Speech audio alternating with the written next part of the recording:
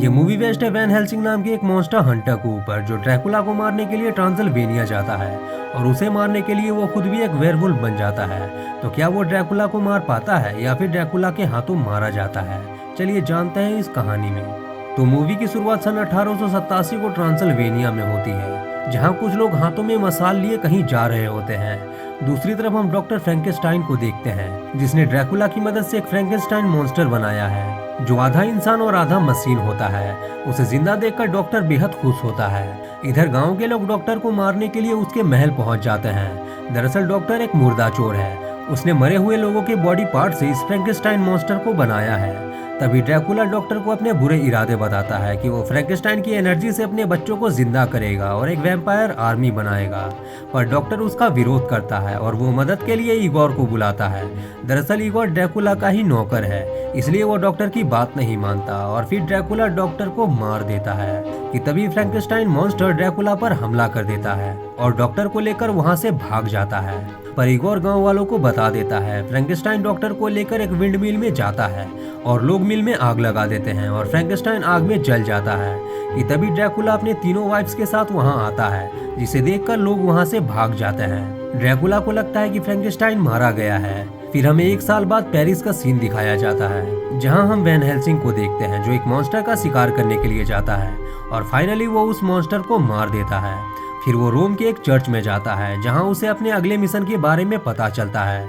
Church के पादरी कहते हैं कि तुम्हें ड्रैकुला को मारने के लिए ट्रांसिल्वेनिया जाना होगा। पादरी का मानना था कि वैन हेल्सिंग ड्रैकुला को मारकर अपने पुराने याददाश्त को हासिल कर पाएगा, जो कि वो भूल चुका है।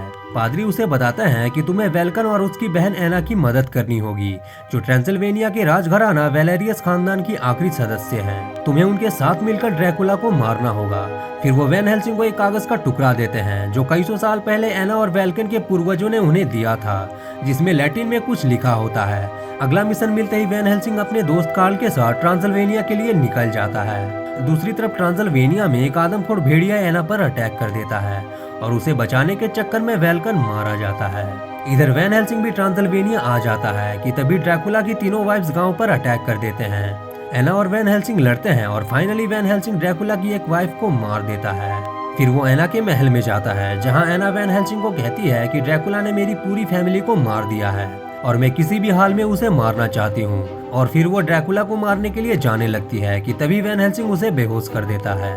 रात को जब एना को होश आता है तो वो देखती है कि उसके महल में एक भेड़िया घुस आया है और वो एना पर अटैक कर देता है। कि तभी चांद बादलों में छिप जाता है और हम वेल्कन को देखते हैं। वेल्कन एना को बताता है कि ड्रैकुला अपने वैम्पायर बच्चों को जिंदा करने वाला है।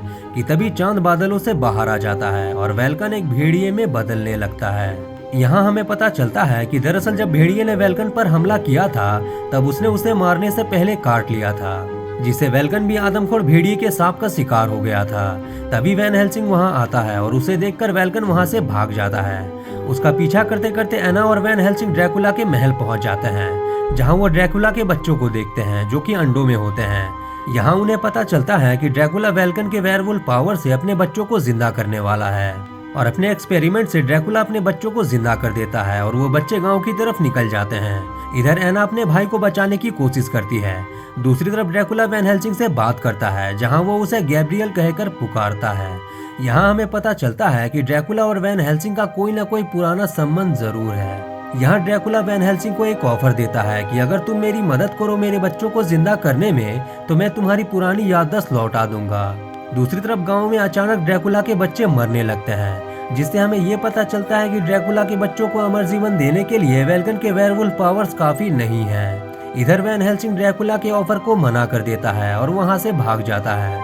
दूसरी तरफ वेल्कन एना पर हमला कर देता है। कि तभी वैन हेल्सिंग एना के साथ वहां से भाग जाता है। वो दोनों उसी विंडमिल में जाते हैं, जिसे आज से एक साल पहले गांव के लोगों ने फ्रैंकेनस्टाइन को मारने के लिए जला डाला था। यहाँ उन्हें फ्रैंकेनस्टाइन मिलता है, जो कि लकीली उस आग में बच गया था और वो तभी से यहाँ छिपा है। फ्रैंकेनस्टाइन उन्हें बताता है कि मैं ही एक जरिया हूँ जो ड्रैकुला के बच्चों को अमर जीवन दे सकता है। कि तभी वेल्कन उन्हें देख लेता है और जाकर ड्रैकुला को बता देता है। फ्रैंकेनस्टाइन को ड्रैकुला से बचाने के लिए वैन हेल्सिंग उसे लेकर रोम के लिए निकल जाता है। रास्ते में ड्रैकुला की दोनों वाइफ्स उस पर हमला कर देती हैं, पर वैन हेल्सिंग ड्रैकुला की दूसरी वाइफ को भी मार देता है। कि तभी वेल्कन उन पर अटैक कर देता है। वैन हेल्सिंग वेल्कन को मार देता है, पर मरने से पहले वेल्कन वैन हेल्सिंग को काट लेता है। मतलब जल्द ही वैन हेल्सिंग भी एक वेयरवुल्फ बन जाएगा।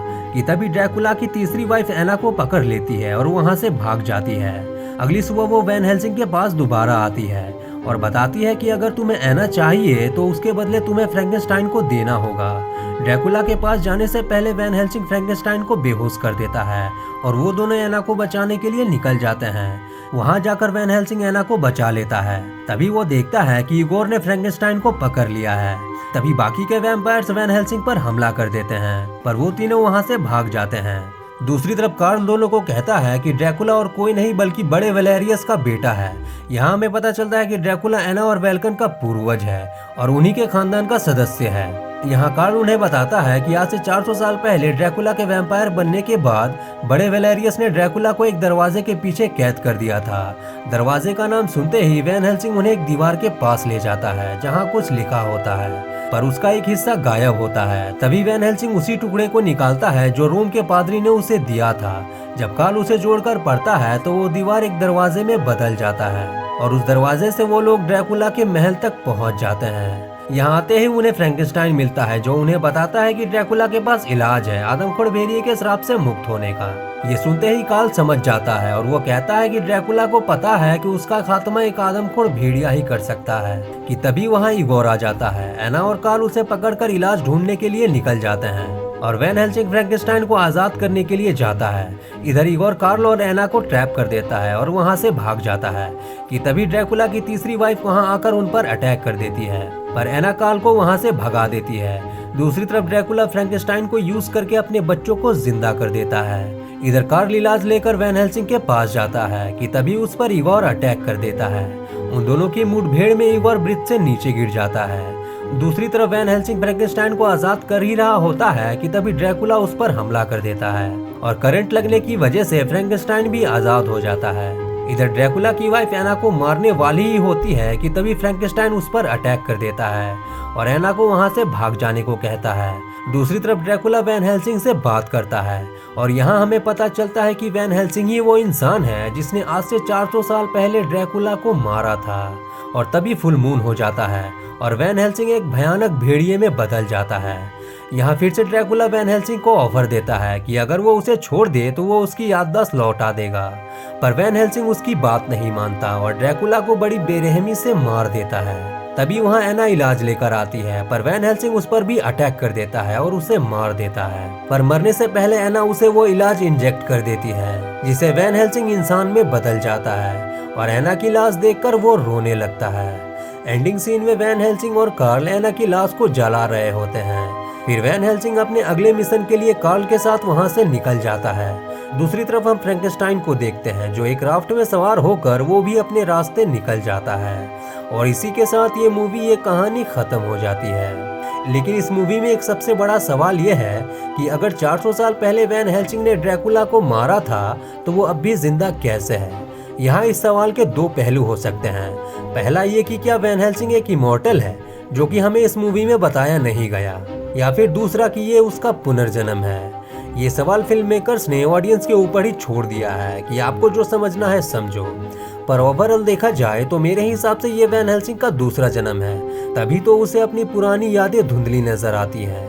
ये मूवी आई थी साल 2004 में। इसकी IMDb रेटिंग है 6.1। इस मूवी का बजट था $170 मिलियन और इसने कमाई की थी $300 मिलियन। मुझे उम्मीद है आपको ये मूवी पसंद आई होगी। अगर पसंद आई है तो चैनल को सब्सक्राइब करके बेल नोटिफिकेशन जरूर से ऑन कर लें। तो मिलते हैं अगली वीडियो में, तब तक के लिए गुड बाय।